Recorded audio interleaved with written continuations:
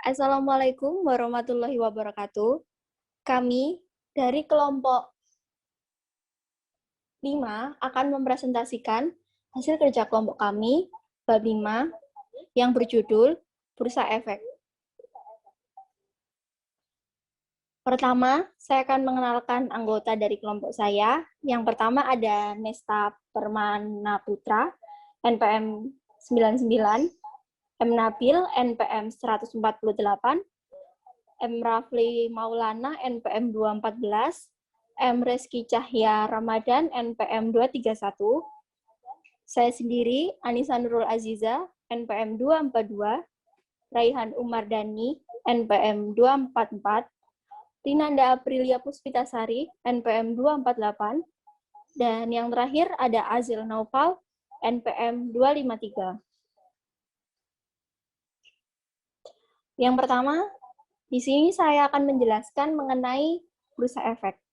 Bursa efek sendiri adalah pihak yang menyelenggarakan dan menyediakan sistem atau sarana untuk mempertemukan penawaran jual beli efek pihak-pihak lain dengan tujuan memperdagangkan efek di antara mereka.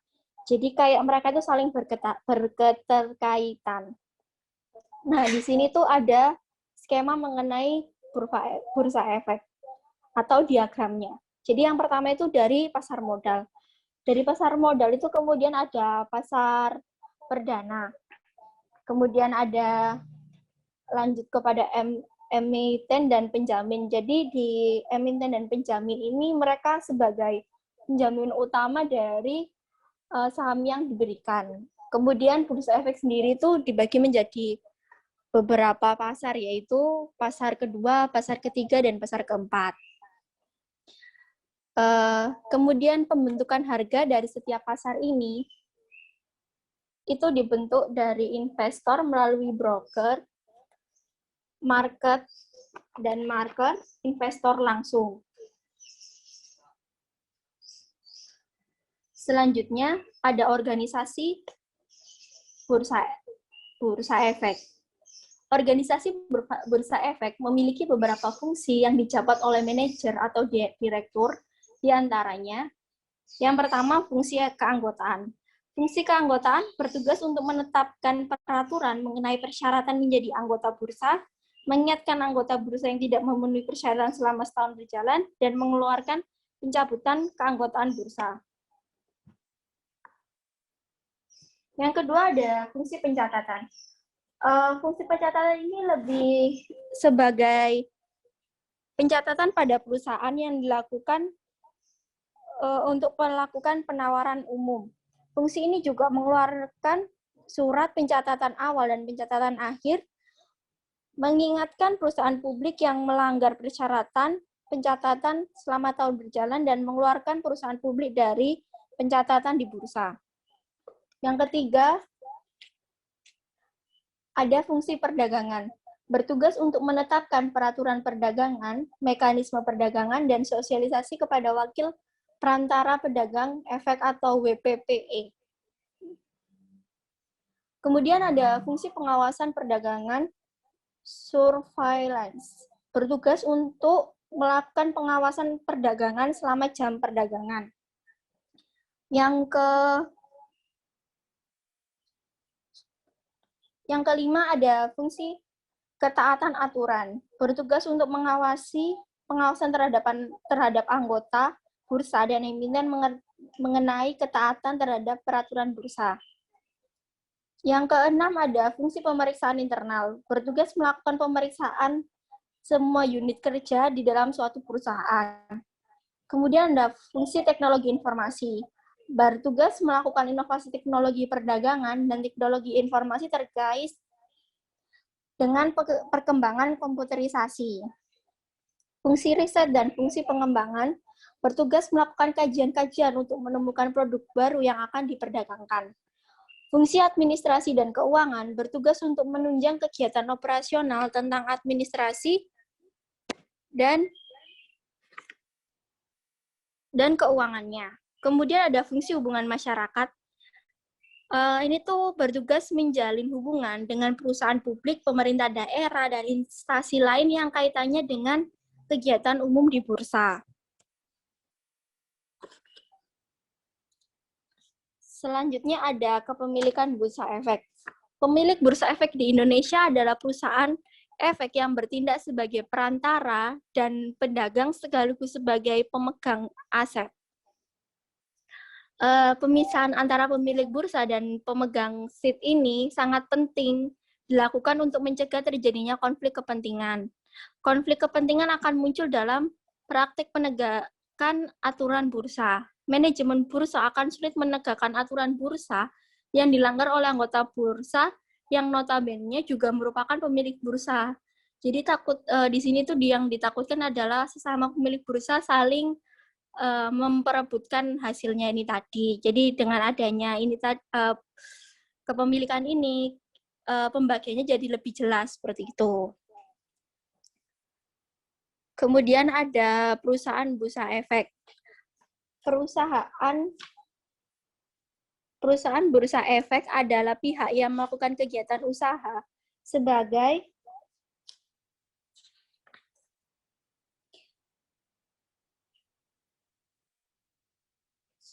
penjamin emisi efek, perantara efek, pedagang efek, atau manajer investasi. Seperti yang dinyatakan dalam definisi tersebut, terdapat 4 fungsi dari perusahaan efek, yaitu 1. Penjamin emisi, 2. Perantara efek, 3. Pedagang efek, dan 4. Manajer investasi, di mana penjamin emisi ini sebagai orang utama yang menjamin dari perusahaan efek ini. Kemudian perantara efek adalah mereka yang membantu berjalannya perusahaan efek ini. Kemudian ada pedagang efek, adalah orang yang membantu jual beli mengenai di perusahaan ini. Kemudian ada manajer investasi yang bertugas untuk mengatur keinvestasian dalam perusahaan efek. Kemudian anggota bursa. Anggota bursa adalah perusahaan efek yang memperoleh izin usaha dari BPOM dan mempunyai hak untuk mempergunakan sistem atau sarana bursa efek sesuai dengan peraturan bursa efek. Perusahaan efek yang ingin melakukan perdagangan sebagai perantara atau pedagang efek wajib memiliki surat persetujuan anggota bursa SPAB perusahaan efek yang efek layaknya sebagai investor. Tetapi tidak dapat melakukan transaksi langsung di bursa efek. Perusahaan efek ini melakukan pesanan beli dan jual melalui perusahaan efek lainnya yang menjadi anggota bursa. Jadi, perusahaan efek belum tentu menjadi anggota bursa, tetapi anggota bursa pasti merupakan perusahaan efek. Pihak yang berdagang di bursa efek adalah anggota bursa yang diwakili oleh perantara pedagang efek WPPE, dan sedangkan anggota bursa adalah cerminan suatu perusahaan efek, sedangkan WPPE adalah orang atau perorangan yang dapat melakukan tindakan perdagangan. Seperti itu.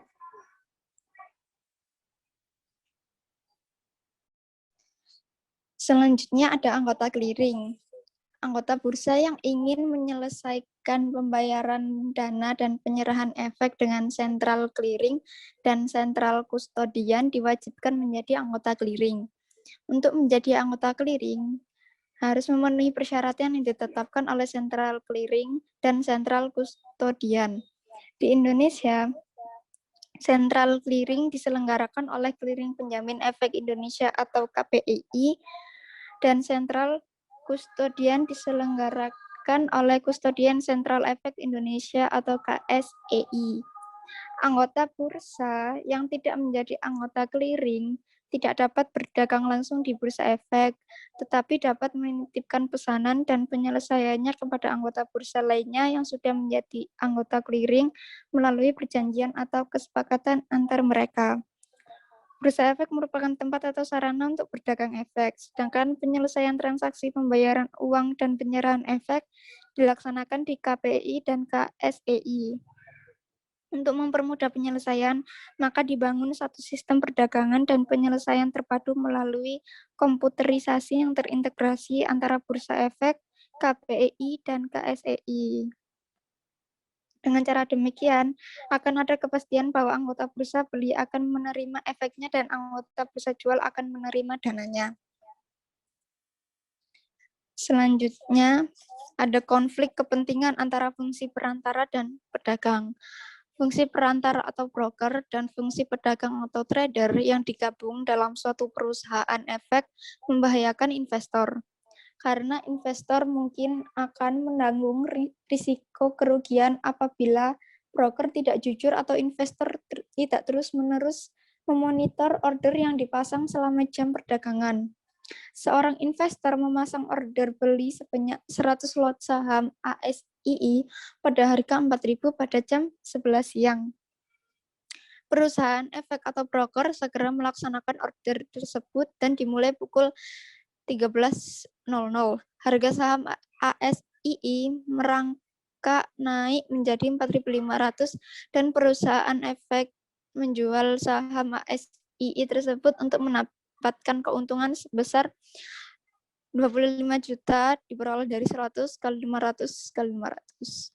Keuntungan ini dapat masuk ke rekening perusahaan efek karena merangkap juga sebagai trader atau ke rekening WPPE, wakil perantara pedagang efek, atau rekening direksi perusahaan efek melalui penggunaan rekening nasabah yang pasif. Kemungkinan ini dapat terjadi apabila investor tidak memonitor order belinya secara terus-menerus. Kasus semacam ini sering terjadi di Indonesia sepanjang order dari investor masih dibukukan sebagai order anggota bursa dalam sistem perdagangan. Untuk mengatasi hal yang merugikan investor itu sudah waktunya sistem nama anggota bursa sebagai pemilik saham tersebut diganti nama investor sebagai pemilik saham. Selanjutnya, tiap investor harus berinisiatif untuk mendapatkan rekening koran secara rutin mengenai status sahamnya, sehingga investor dapat mengecek semua transaksi selama 1 bulan yang lalu. Selanjutnya ada kepemilikan perusahaan efek. Di Indonesia, pihak asing dapat mendirikan perusahaan efek secara patungan dengan pihak Indonesia yang berbentuk joint venture dengan komposisi kepemilikan asing maksimal 85%. Pihak asing yang dimaksud adalah perusahaan yang bergerak di bidang jasa keuangan, perorangan asing atau perusahaan asing yang bergerak di bidang non-keuangan dilarang menjadi pemegang saham perusahaan efek. Pemegang saham perusahaan efek dari pihak Indonesia dapat bersifat orang perorangan atau koperasi, yayasan, atau perseroan. Pemegang saham perusahaan efek dapat memiliki lebih dari satu perusahaan efek asalkan porsi kepemilikannya pada setiap perusahaan itu di bawah 20% dari modal disetor. Selanjutnya, wakil perusahaan efek. Dalam menjalankan keempat fungsinya, perusahaan efek diwakili oleh perorangan yang memenuhi persyaratan yang ditentukan oleh Bapepam dan Bursa Efek. Fungsi emisi efek dijalankan oleh wakil penjamin emisi efek atau WPE. Fungsi perantara dan pedagang efek dijalankan oleh wakil perantara pedagang efek atau WPPE, dan fungsi manajer investasi dijalankan oleh wakil manajer investasi atau WMI. Orang yang bertindak sebagai WPE, WPPE, dan WMI terlebih dahulu harus mendapat izin tertulis dari Bapepam yang biasa disebut izin perorangan. Persyaratan utama untuk mengurus izin tersebut adalah orang yang bersangkutan harus memiliki sertifikat profesi pasar modal melalui ujian yang diselenggarakan oleh panitia ujian profesi pasar modal di Jakarta atau Surabaya. Ketentuan yang lain yang penting adalah, yang pertama, orang perorangan yang memiliki izin untuk bertindak sebagai wakil penjamin emisi efek dapat bertindak sebagai wakil perantara pedagang efek. Yang kedua, orang perorangan yang memiliki izin untuk bertindak sebagai WPE, WPPE, atau WMI dilarang bekerja pada lebih dari satu perusahaan efek. Selanjutnya ada modal perusahaan efek. Modal disetor dan modal kerja bersih disesuaikan atau MKBD perusahaan efek tergantung pada fungsi-fungsi yang dimilikinya, seperti perantara pedagang efek atau PPE, penjamin emisi efek atau PEE, manajer investasi atau MI. PPE dipisahkan menjadi dua, yaitu PPE yang mengadministrasikan rekening nasabah atau PEEARN, dan yang tidak mengadministrasikan rekening nasabah atau PETARN. Jumlah modal perusahaan efek seringkali berubah-ubah sesuai dengan keputusan Menteri Keuangan. Modal kerja bersih disesuaikan atau MKBD dimaksudkan untuk mengetahui kemampuan anggota perusahaan untuk membayar kewajiban utang jangka pendek yang formulanya diatur oleh Bapepam. Semakin besar MKBD, semakin besar nilai transaksi yang dapat dilakukan oleh anggota perusahaan pada hari yang bersangkutan. Oleh karena itu, aturan yang mengharuskan pengiriman laporan MKBD ke bursa efek setiap pagi hari sebelum perdagangan dimulai adalah untuk memberi batas maksimum nilai perdagangan yang dapat dilakukan oleh anggota bursa tersebut pada hari yang bersangkutan. Selanjutnya akan dilanjutkan oleh teman saya. Selanjutnya yaitu mekanisme perdagangan dan penyelesaian. Perdagangan efek dilaksanakan di bursa efek, sedangkan penyelesaian transaksi berupa pembayaran uang dan penyerahan efek dilaksanakan di KPEI dan KSEI. Setiap anggota bursa wajib menjadi clearing agar penyelesaian transaksi mudah dilaksanakan. Apabila anggota bursa tidak menjadi clearing, maka dia wajib kerjasama dengan anggota clearing yang sudah ada, agar dapat menitipkan penyelesaiannya. Lalu perdagangan efek di bursa dilakukan antar anggota bursa dengan cara tawar-menawar, dan apabila tawaran harga beli dan tawaran harga jual sama, maka terjadilah transaksi. Sistem perdagangan tanpa warkat. Warkat yaitu scriptless trading, memungkinkan penyelesaian transaksi dilakukan melalui pemindah bukuan rekening dana dan rekening efek. Next. Nah, di sini selanjutnya, gambar di bawah merupakan mekanisme perdagangan efek yang menggunakan sistem scriptless trading. Pada bursa efek Magic ini terjadi sistem perdagangan bursa. Lalu di dalam kantor AB, terjadinya ada pedagang dalam pesanan masuk. Dapat disebut dengan nama lain lantai bursa. Di gambar investor beli dan investor jual, terjadi anggota bursa yang melakukan proses perdagangan dan proses penyelesaian. Dan yang terakhir, KPEI dan KSEI. Di sini terjadinya sistem penjaminan dan penyelesaian transaksi. Next.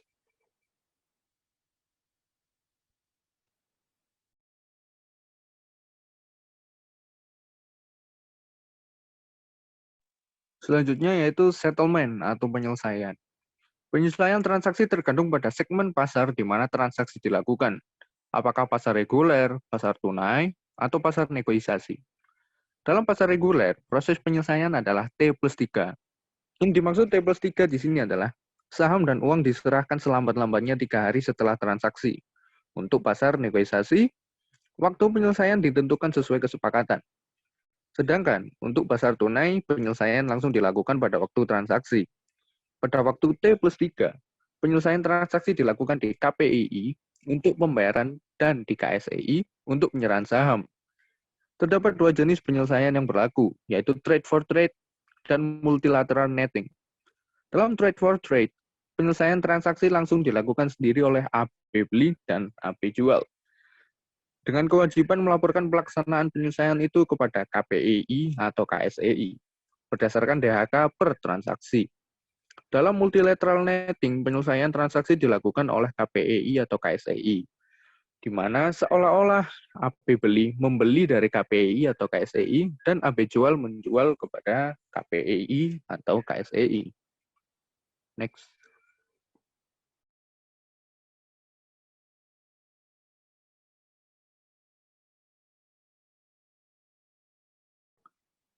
Hal-hal lain terkait perdagangan efek. Yang pertama yaitu pinjam-meminjam. Perdagangan tanpa warkat mempunyai banyak keunggulan seperti terhindar dari kehilangan, pencurian, kerusakan biaya pengiriman, dan biaya penyimpanan. Selain itu, penyimpanan saham dalam sentral kustodian juga memiliki sistem administrasi yang baik, sehingga memungkinkan pengelolaan aktivitas pinjam-meminjam saham. Yang kedua yaitu teknik perdagangan.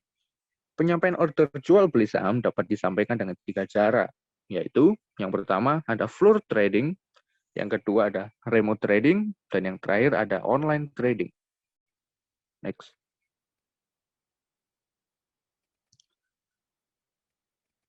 Come date and ex date. Investor harus memberikan perhatian khusus pada come date and ex date. dari corporate action, karena hal tersebut berkaitan dengan hak untuk mendapatkan dividen tunai, bukti right, saham bonus, atau dividen saham. Apabila investor beli lalai terhadap come date dan ex date, maka hak tersebut akan jatuh di tangan penjual. Ini menyebabkan investor beli merasa dirugikan. Di sini come date adalah waktu atau tanggal yang menunjukkan bahwa sampai dengan tanggal tersebut, perdagangan atas suatu saham masih mengandung atau memiliki dividen. Sedangkan ex date adalah merupakan tanggal yang menunjukkan bahwa perdagangan saham yang dilakukan pada hari itu tidak lagi mengandung hak bagi pemegang saham. Next.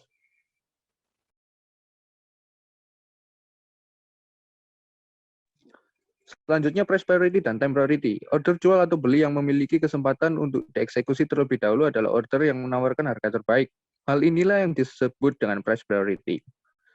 Harga terbaik ini adalah harga terendah untuk tawaran jual dan harga tertinggi untuk tawaran beli. Apabila ada tawaran harga beli atau tawaran harga jual yang sama besar, maka waktu pesanan yang lebih awal lah yang didahulukan.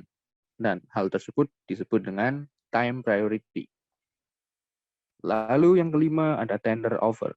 Tender offer adalah kewajiban menempatkan tawaran harga beli oleh investor yang ingin meningkatkan kepemilikan saham menjadi 20% atau lebih dari posisi yang diletakkan sebelumnya. Tawaran itu dilaksanakan sesuai dengan prosedur tender offer yang diatur oleh Bapepam.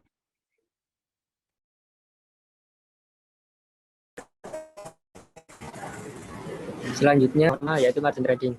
Dalam kondisi pasar modal yang semarak, karena investor merasa optimis dengan perekonomian di masa depan, maka perdagangan efek di bursa akan meningkat dalam hal frekuensi, volume, dan nilai perdagangan. Dalam keadaan perdagangan yang sedang semarak, akan ada kecenderungan harga-harga merangkak naik secara merata. Bullish membuat broker efek akan mengambil kebijakan margin trading kepada nasabahnya. Nasabah yang memiliki modal sebesar 100 juta akan diberi kesempatan bertransaksi senilai 2 kali lipat atau 200 juta. Ini berarti kantor broker memberi pinjaman 50% dari total transaksi yang akan dilunasi. Kemudian setelah saham dijual dengan mendapat keuntungan dengan margin trading, investor dapat keuntungan lebih besar dari kantor broker memungut biaya transaksi atau transaction fee.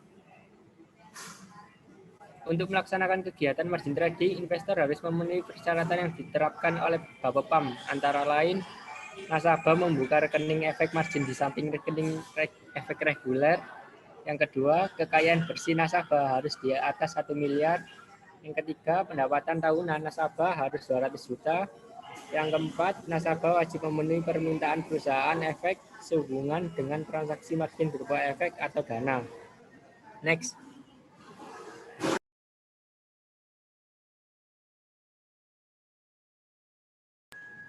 Yang kedua yaitu short selling. Short selling adalah tindakan menjual saham padahal belum memiliki saham tersebut.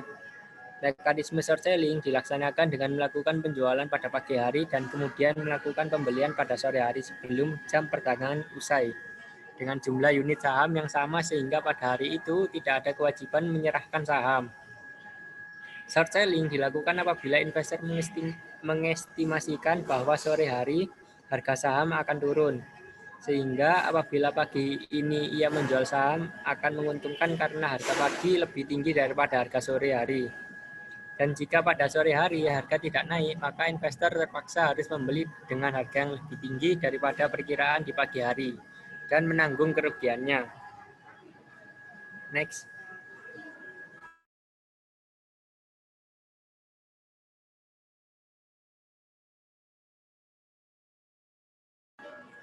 Yang ketiga yaitu cornering. Penurunan harga saham dapat terjadi secara alami atau karena direkayasa. Penurunan akibat rekayasa ini sangat berbahaya karena harga dapat direkayasa turun pada sesi pertama pagi hari dan akan dinaikkan lagi pada sesi kedua sore hari. Tindakan sengaja dari investor perekayasa untuk menurunkan harga pada hari dan menaikkannya pada sore hari melebihi harga pagi hari dengan menyudutkan investor konvensional yang melakukan short selling disebut tindakan cornering. Cornering merupakan tindakan dilarang untuk dilakukan di pasar modal Indonesia Tetapi kasus cornering pernah terjadi pada jenis saham Bank Pico sebelum ada fasilitas lending dan borrowing. Dengan berlakunya fasilitas lending dan borrowing, cornering tidak mungkin terjadi. Next.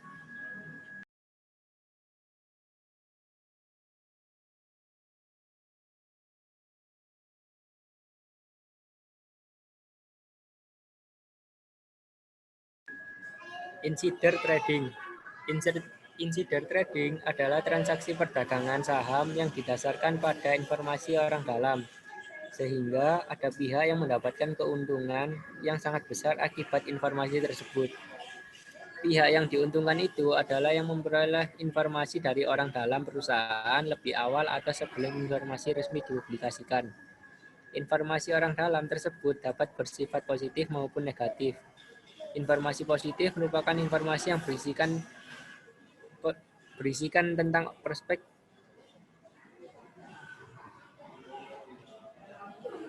Selanjutnya, pencatatan saham. Peraturan pencatatan saham di Bursa Efek seringkali berubah, sehingga wajib diikuti terus-menerus oleh para pelaku di pasar modal. Peraturan pencatatan saham terakhir yang diikuti dalam buku ini disesuaikan dengan keputusan Direksi BEJ Kep 305 BEJ 27 2004 dan Kep 308 BEJ 07 2004. Next.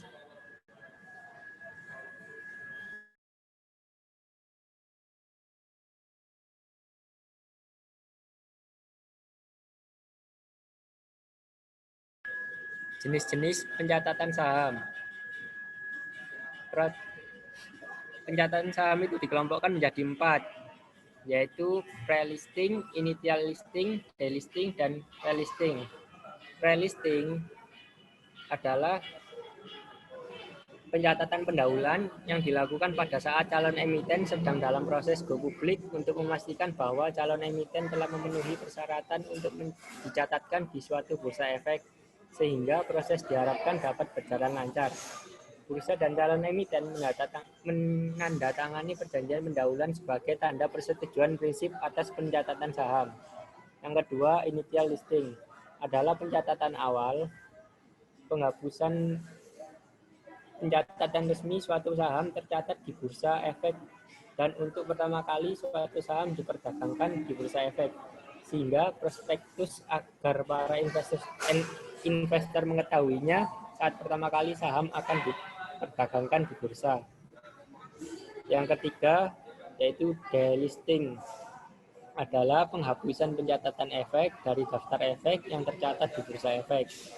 Tindakan delisting dapat dilakukan oleh pihak bursa ataupun dari pemohon emiten sendiri. Yang keempat, relisting, adalah pencatatan kembali setelah pernah didebit dari bursa efek. Untuk dapat melakukan relisting wajib memenuhi persyaratan yang ditetapkan oleh bursa efek. Bagi emiten yang didebit oleh pihak bursa baru dapat melakukan relisting paling cepat 6 bulan sejak tanggal delisting oleh bursa.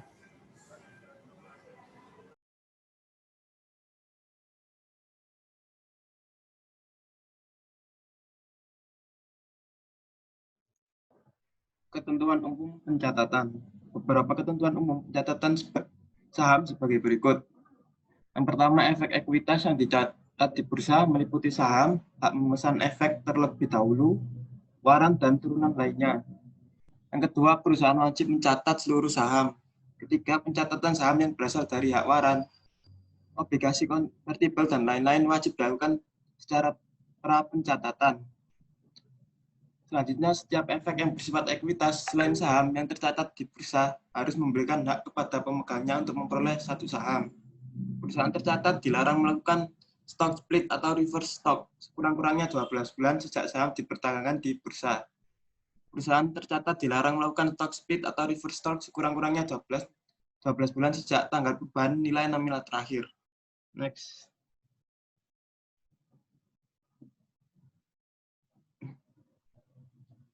Persyaratan pencatatan ada 2, persyaratan pencatatan papan utama dan persyaratan pencatatan papan pengembangan. Untuk yang persyaratan pencatatan papan pengembangan, beberapa persyaratan yaitu telah beroperasi dalam bisnis utama sekurang-kurangnya 12 bulan berurutan, laporan keuangan yang telah diaudit 1 tahun terakhir, dan laporan interim tahun kedua telah mendapat opini wajar tanpa pengecualian dari akuntan. Nilai aset berwujud bersih sekurang-kurangnya 5M berdasarkan laporan keuangan yang telah diaudit. Jumlah saham yang dimiliki oleh pihak minoritas setelah penawaran umum atau yang telah dimiliki oleh perusahaan sahamnya telah tercatat di bursa lain dalam 5 hari sebelum tanggal pencatatan sekurang-kurangnya 50 juta saham atau 35% dari modal disetor. Mana yang lebih kecil? Jumlah pemegang saham paling sedikit 500 orang memiliki rekening efek di anggota bursa sesuai dengan ketentuan bursa. Yang terakhir, perjanjian emisi harus dalam bentuk kesanggupan penuh. Untuk yang pencatatan papan utama adalah telah beroperasi dalam bisnis utama sekurang-kurangnya 36 bulan berurutan.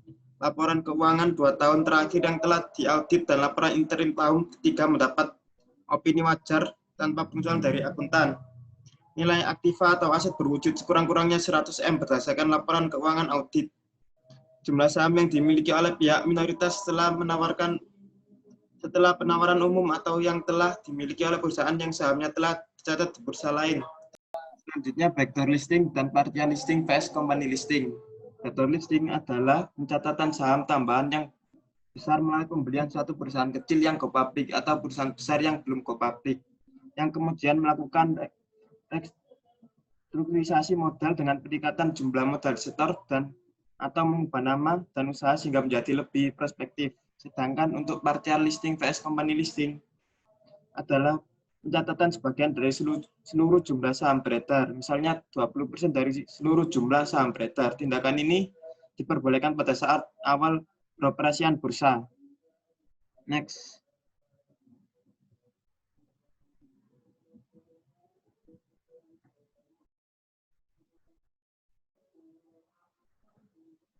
Penghapusan pencatatan delisting apabila saham yang tercatat di bursa mengalami penurunan kriteria sehingga tidak memenuhi persyaratan pencatatan lagi, maka saham yang bersangkutan tidak dapat dikeluarkan dari pencatatan di bursa tersebut. Dengan delisting, tindakan penghapusan saham dari daftar saham tercatat di bursa juga dapat dilakukan atas permohonan pihak emiten sendiri. Hal-hal ini bisa disebut voluntary delisting. Voluntary delisting atas permohonan tersebut adalah pengajuan permohonan delisting dapat dilakukan setelah saham tercatat sekurang-kurangnya 5 tahun. Rencana delisting telah memperoleh persetujuan RUPS. Perusahaan tercatat atau pihak lain yang ditunjuk wajib membeli saham dari pemegang saham yang tidak menyetujui rencana delisting tersebut. Untuk delisting saham oleh bursa adalah bursa menghapuskan pencatatan dalam saham apabila perusahaan mengalami sekurang-kurangnya satu kondisi berikut. Yang pertama, kelangsungan hidup perusahaan tidak terjamin atau tidak dapat menunjukkan indikasi pemulihan yang memadai. Yang kedua, saham disuspensi di pasar reguler dan pasar tunai. Hanya perdagangan di pasar negosiasi sekurang-kurangnya 24 bulan terakhir. Next.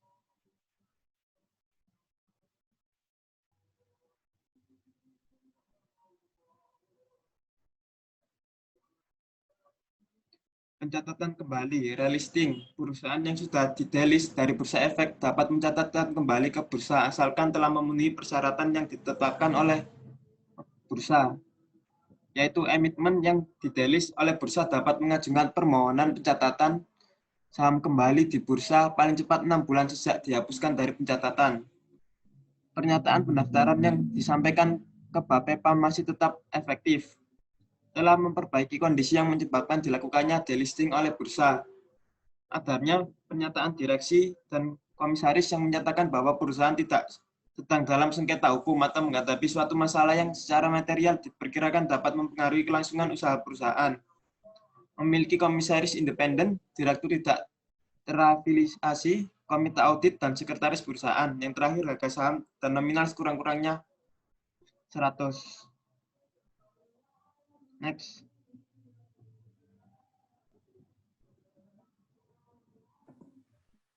Biaya pencatatan atau listing fee. Terdapat 3 jenis. Yang pertama, initial listing fee. Biaya pencatatan awal ditetapkan Rp 1 juta untuk setiap kelipatan Rp 1 miliar. Nilai kapitalisasi saham. Sekurang-kurangnya Rp 10 juta dan sebanyak-banyaknya Rp 150 juta. Nilai kelipatan kapitalisasi saham yang kurang dari 1 miliar dibulatkan ke atas menjadi 1 miliar. Harga saham yang digunakan untuk menghitung nilai kapitalisasi saham yaitu pertama bagi admitment baru dihitung berdasarkan harga perdana. Kedua, admitment yang sudah tercatat di bursa lain dihitung berdasarkan rata-rata harga penutupan di pasar reguler selama 25 hari bursa sebelum disetujuinya permohonan pencatatan oleh bursa. Yang ketiga, bagi perusahaan publik dihitung berdasarkan harga wajar yang ditetapkan oleh pihak independen. Yang keempat, bagi perusahaan yang realistik dihitung berdasarkan harga terakhir pada saat dihapuskan dari pencatatan. Lalu bentuk kedua ada annual listing fee. Biaya pencatatan tahunan ditetapkan Rp 500.000 untuk setiap kelipatan 1 miliar nilai kapitalisasi saham. Sekurang-kurangnya 5 juta dan sebanyak-banyaknya 100 juta. Bentuk yang ketiga additional listing fee. Admitment yang melakukan pencatatan saham tambahan yang berasal dari right issue, waran, saham bonus, dividen saham, atau convertible bonds. Dikenakan biaya pencatatan tambahan sebagai berikut. Biaya pencatatan saham tambahan ditetapkan 1 juta untuk setiap kelipatan 1 miliar nilai kapitalisasi saham, sekurang-kurangnya 10 juta dan sebanyak-banyaknya 150 juta.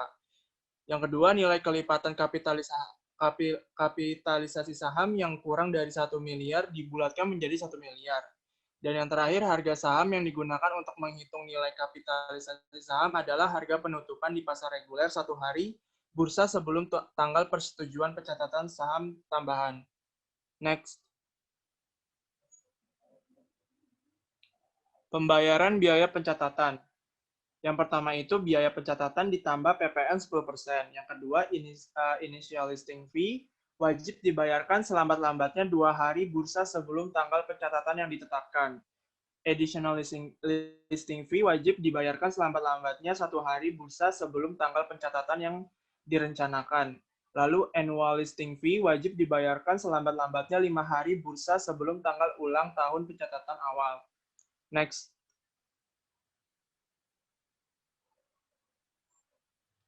Komisaris, komite audit, sekretaris perusahaan, dan direksi. Emitmen diwajibkan mengangkat komisaris independen, komite audit, dan sekretaris perusahaan yang dapat bersikap independen serta mematuhi ketentuan mengenai direksi yang ditetapkan oleh bursa. Berikut ini adalah beberapa ketentuannya berdasarkan SK Direksi BEJ nomor Cap 305 BEJ 07 2004. Next.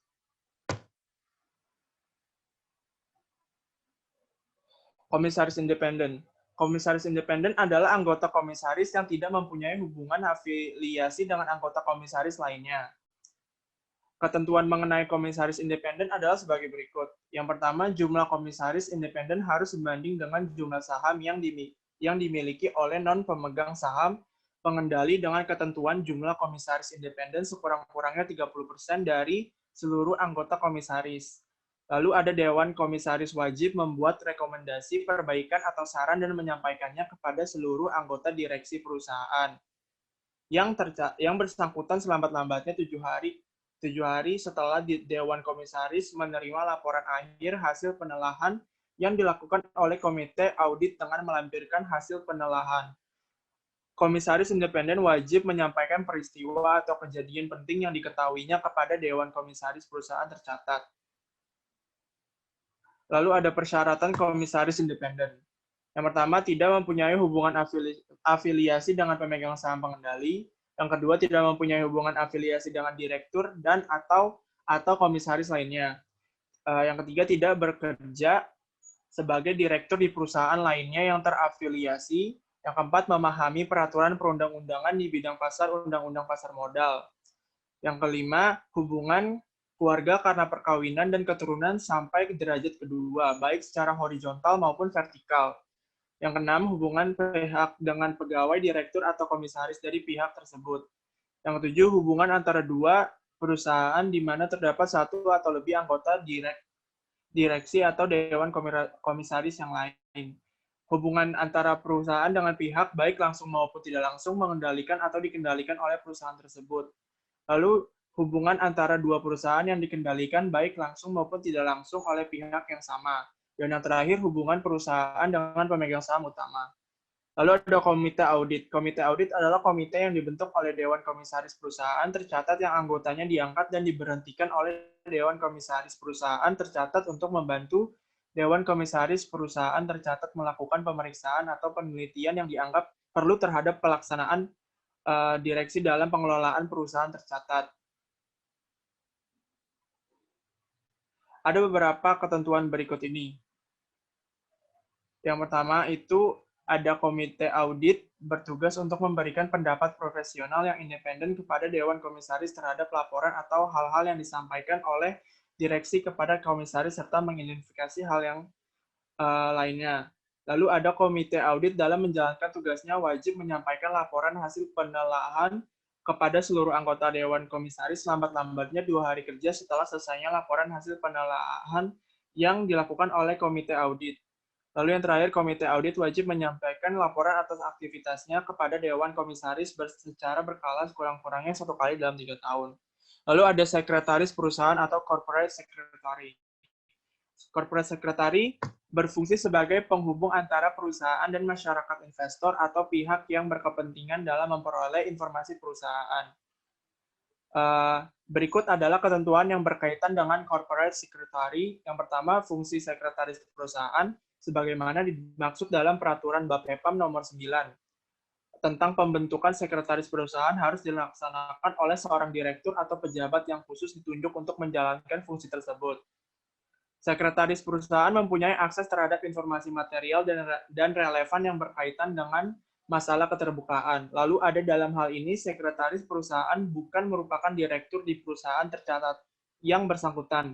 Maka direksi perusahaan tercatat harus bertanggung jawab atas yang disampaikan oleh sekretaris perusahaan. Sekretaris perusahaan selain bertugas sebagaimana dimaksud dalam peraturan BAPE juga wajib menjalankan tugas sebagai berikut. 1. Menyiapkan daftar khusus yang berkaitan dengan direksi. 2. Membuat daftar pemegang saham termasuk kepemilikan 5% atau lebih. 3. Menghadiri rapat direksi dan membuat rapat. Yang keempat, bertanggung jawab dalam penyelenggaraan RUEPS. Lalu ada direksi. Beberapa ketentuan mengenai direksi sebagai berikut. Laporan hasil penelaahan yang bersifat material dan rekomendasi perbaikan atas saran Dewan Komisaris wajib disampaikan ke bursa dan tersedia di kantor perusahaan tercatat untuk dibaca oleh pemegang saham selambat-lambatnya 7 hari setelah anggota direksi menerima rekomendasi perbaikan atas saran dari Dewan Komisaris.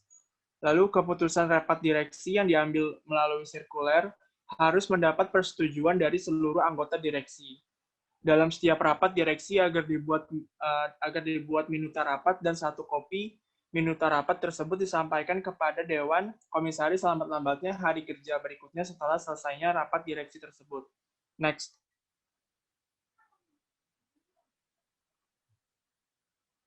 Peraturan perdagangan efek. Peraturan perdagangan efek itu di SK Direksi BEJ Cap 318 BEJ 12/2004 tertanggal 7 Desember 2004 yaitu mengenai tata cara perdagangan, penyelesaian transaksi, dan biaya transaksi. Next.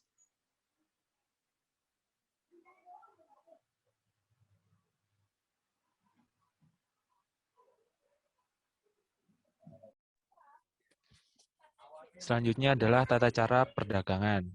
Di sini ada 5. Yang pertama adalah perdagangan efek dilakukan oleh anggota bursa yang juga menjadi anggota clearing.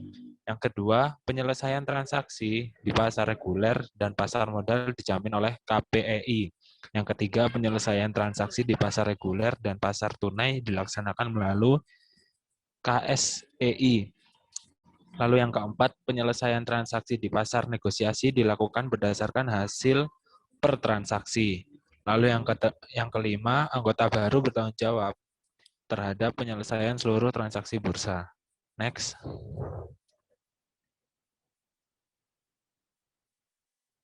Selanjutnya adalah bentuk tawaran harga.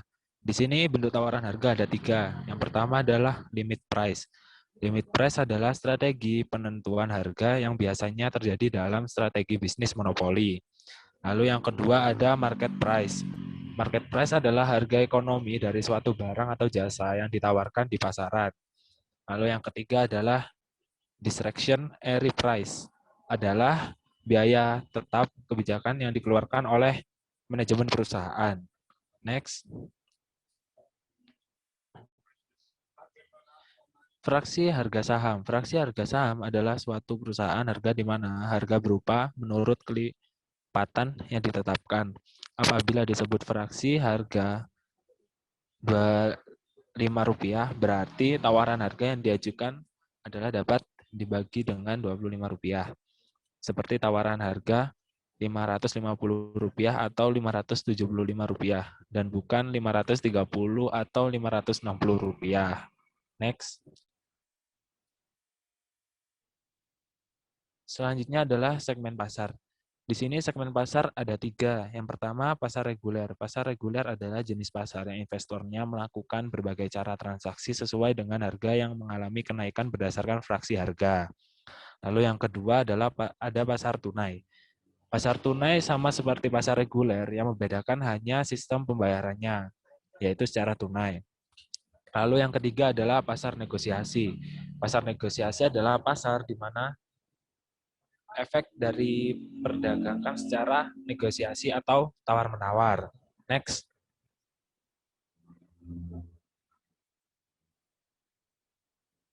Selanjutnya adalah jam perdagangan. Di sini jam perdagangan ada 2, yaitu pasar reguler dan pasar negosiasi. Dan dilaksanakan dalam 2 sesi, yaitu sesi pertama pada pagi dan sesi kedua pada siang hari. Sementara itu, pasar tunai hanya dilaksanakan dalam 1 sesi. Next.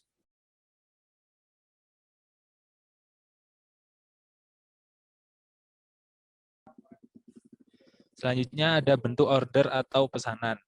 Di sini bentuk order atau pesanan ada 2, yaitu deorder dan good till cancelled atau GTC. Yang pertama, deorder adalah pesanan jual beli efek yang hanya berlaku dalam 1 hari. Lalu yang kedua adalah good till cancelled atau GTC. Good till cancelled adalah pesanan yang berlaku sejak pemesanan dilakukan sampai ada pembatalan. Next.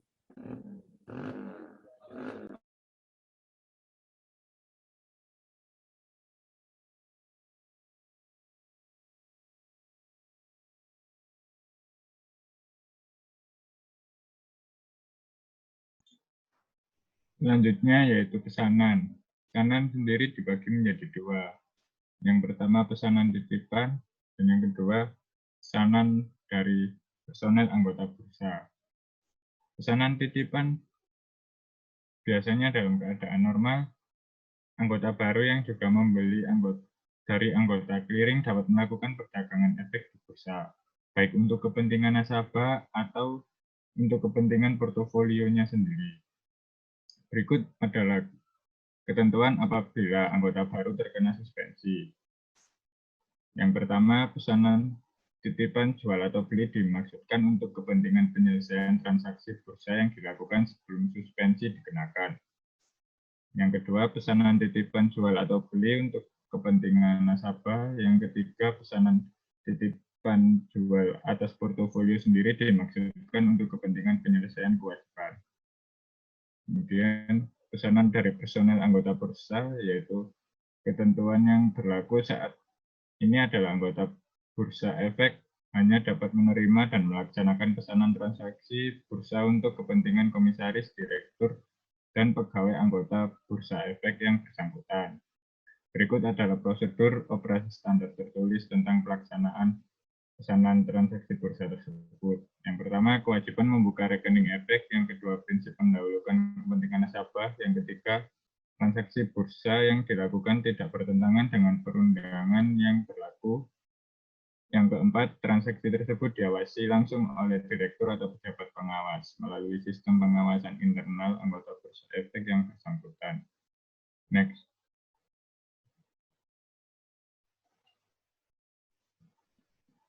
Yang selanjutnya, harga prapembukaan.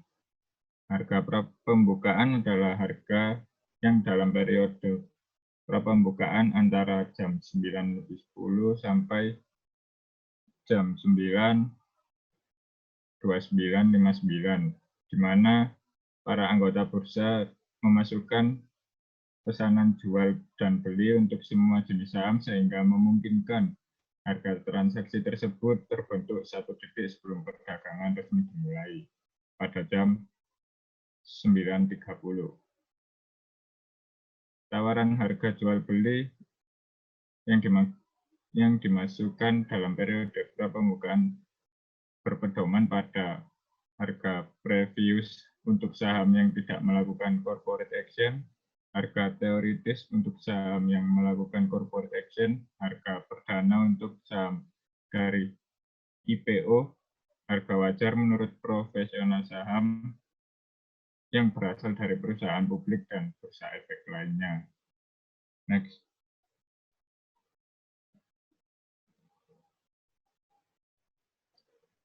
Perdagangan waran, pasar negosiasi, perdagangan obligasi, dan DPIH. Yang pertama, perdagangan waran. Waran diperdagangkan di pasar reguler dan pasar tunai. Jika dilakukan di pasar reguler, maka perdagangan waran akan berakhir 4 hari sebelum waran tersebut jatuh tempo. Yang kedua, pasar negosiasi. Perdagangan efek di pasar negosiasi dilakukan secara tawar-menawar secara langsung antara anggota bursa efek, antara nasabah melalui anggota bursa efek, antara nasabah dan anggota bursa efek, dan antara anggota bursa efek dan KPEI. Yang ketiga, perdagangan obligasi.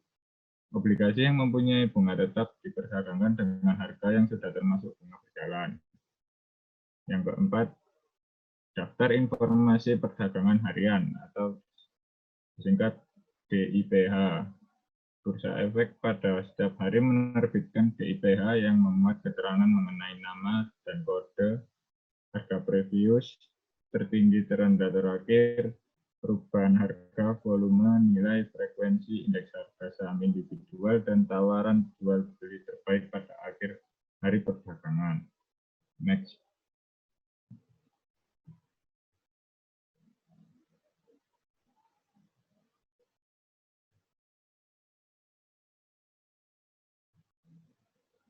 Selanjutnya penyelesaian transaksi. Berikut peraturan penyelesaian transaksi. Yang pertama, daftar hasil clearing netting dalam bentuk data elektronik wajib disediakan oleh KPEI. Yang kedua, penyelesaian DHK netting wajib diselesaikan oleh anggota baru kepada KPEI selambat-lambatnya pukul 12.15 dan oleh KPEI kepada anggota baru jam 13.30 pada tanggal yang sudah ditetapkan DHK netting. Yang ketiga, penyelesaian transaksi dilakukan melalui pemindahbukuan efek dan dana ke rekening efek anggota baru yang berada pada KSEI. Yang keempat, dalam hal anggota baru tidak sanggup menyerahkan efek, maka anggota baru wajib mengganti dengan dana sebesar 12% dan harga tertinggi atas efek yang sama. Yang kelima, dalam hal anggota baru jual atau beli tidak menetapkan waktu penyelesaian transaksi di pasar negosiasi. Yang keenam, penyelesaian transaksi di pasar negosiasi dilakukan dengan pemindahbukuan secara langsung oleh anggota baru serta tidak dijamin oleh KPEI. Next.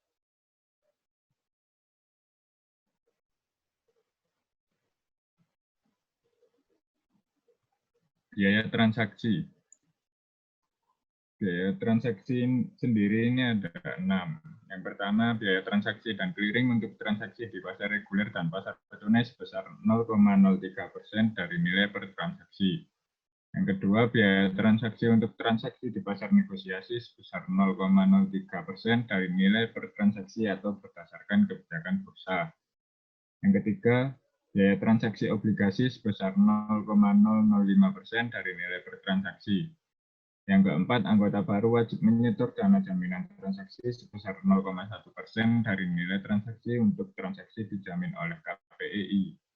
Yang kelima, biaya transaksi clearing PPN harus masuk ke rekening bursa pada hari kalender ke-12 bulan berikutnya. Yang keenam, keterlambatan pembayaran biaya transaksi dikenakan denda 1% per hari keterlambatan. Sekian dari kelompok kami. Kurang lebihnya mohon maaf. Wassalamualaikum warahmatullahi wabarakatuh.